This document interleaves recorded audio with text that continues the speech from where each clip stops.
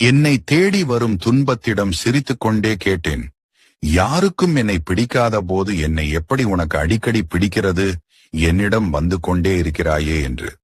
அதற்கு துன்பம் பதில் சொன்னது, நான் வரும்பொழுது எல்லாம் சோர்ந்து விடாமல் என்னை எதிர்த்து நின்றாயே, அந்த தைரியத்தை ரசிக்க என்றது. நீங்கள் செய்யும் தர்மமும் உதவிகளும் மற்றவர்கள் கண்களுக்கு தெரியாமல் இருக்கலாம், ஆனால் இறைவனின் கணக்கில் அது நிச்சயம் பதிவாகும். அடுத்தவர் வாழ்க்கையை கெடுக்க நினைக்காமல் தன் உழைப்பை மட்டுமே நம்பி வாழும் குணம் அனைவருக்கும் அமைந்து விடாது.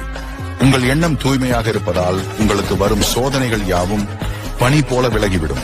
உங்களை நினைத்து நீங்கள் கர்வம்தான் கொள்ள வேண்டுமே தவிர கவலை கொள்ளக்கூடாது.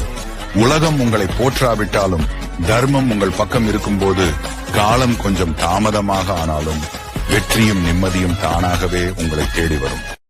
சிலர் நம்மை ஏமாற்றி இருப்பார்கள், சிலர் நம்மை சோதித்திருப்பார்கள், சிலர் நம்மை பயன்படுத்தி இருப்பார்கள், சிலர் நம்மை அவமானப்படுத்தி இருப்பார்கள், சிலர் நமக்கு பாடம் கற்றுக் கொடுத்திருப்பார்கள்.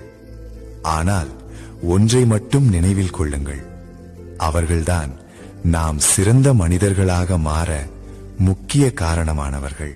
வணக்கம். திரையில் தெரியும் இந்த நபர் உங்களுக்கு வாழ்க்கை தத்துவம் ஒன்றை கூறியுள்ளார். நம்பிக்கை வைத்தவன் துரோகம் செய்து விட்டான் என்று புலம்பாதே. நீ வைத்த நம்பிக்கைதான் துரோகியை உனக்கு அடையாளம் காட்டியது. யாருக்காகவும் கண்ணீர் சிந்தாதே. உன் கண்ணீருக்கு தகுதியானவர்கள் உன்னை கண்ணீர் சிந்த விட மாட்டார்கள். பிடிக்கவில்லை என்றால் உண்மையான காரணத்தை சொல்லி பிரிந்து சென்று விடுங்கள். அதை விட்டுவிட்டு பொய்யான காரணம் சொல்லி பிரிந்து இருக்க வேண்டாம். இதில் பாதிக்கப்படுவது இருவரின் வாழ்க்கையும் தான். புரிதல் என்பதெல்லாம் தானாக வர வேண்டும். நாம் சொல்லி புரிய வைப்பதெல்லாம் ஓட்டை பானையில் நீர் ஊற்றுவதற்கு சமம்.